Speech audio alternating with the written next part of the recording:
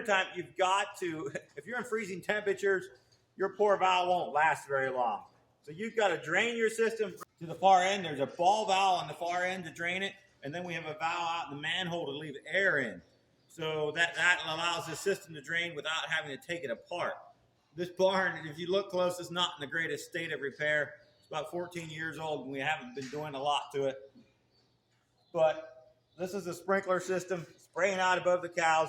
You got to drain it over winter. If you're in freezing temperature, we're in Pennsylvania, and if you don't, it'll be all broken up till spring.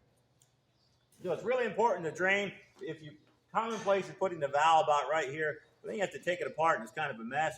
So we put it out in a manhole. This is a manhole for the sprinklers and the water system for the whole barn. The water comes in here, and we didn't feel like having our valves out in the cold weather where they would break.